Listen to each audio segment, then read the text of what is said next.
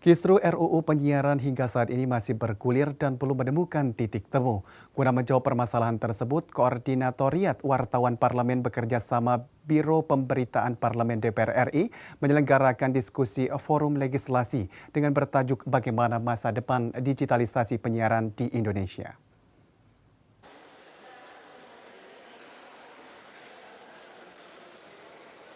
Guna menjawab kisruh RUU penyiaran yang saat ini masih bergulir, Koordinatoriat Wartawan Parlemen bekerja sama dengan Biro Pemberitaan Parlemen DPR RI menyelenggarakan diskusi forum legislasi bertajuk bagaimana masa depan digitalisasi penyiaran di Indonesia.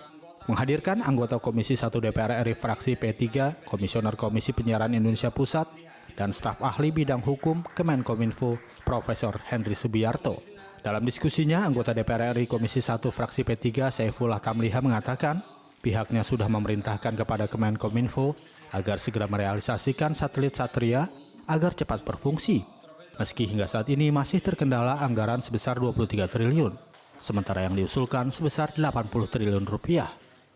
Sementara itu, staf ahli bidang hukum Kemenkominfo, Profesor Henry Subiarto menjelaskan, RUU penyiaran sudah tertunda lebih dari 10 tahun, sehingga menurutnya butuh digital dividend frekuensi 700 untuk memudahkan internet. Bagaimana dengan pembahasan legalitasnya? Jadi begini, sebenarnya undang-undang penyiaran ya undang-undang penyiaran gitu kan. Tapi undang-undang penyiaran kan sudah tertunda-tunda lebih dari 10 tahun. Padahal kita seperti yang saya sampaikan, kita ini butuh yang namanya digital dividend, yaitu frekuensi 700 yang kalau ada digitalisasi TV itu akan dipakai untuk internet broadband, untuk ekonomi digital, untuk pengembangan yang berbasis internet semuanya di situ. Dan anak-anak sekarang kan semuanya pakainya internet. Aktivitas apa saja pakai internet, kok di bidang komersial, pendidikan, kreatif, semua internet. Jadi itu untuk rakyat.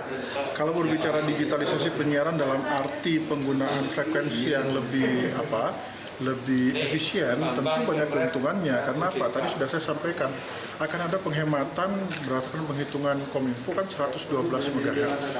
Nah, ini tentu bisa digunakan untuk banyak hal. Tapi di sisi lain, keuntungan yang tadi dengan penggunaan 112 MHz untuk internet berkecepatan tinggi di saat yang sama akan membuat luberan konten. Nah, yang di titik itulah menurut KPI ketika ada luberan konten di masa mendatang terkait dengan internet, perlu ada sebuah lembaga independen yang mengawasi konten-konten di seluruh media, bukan hanya di televisi terestrial konvensional, tapi juga di internet. Sementara itu, hasil dari diskusi ini sejumlah narasumber mendukung dengan adanya frekuensi 700 agar digitalisasi televisi segera berkembang.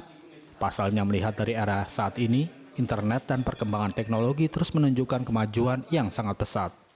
Dari Jakarta, Ari Ridwan, Nusantara TV melaporkan.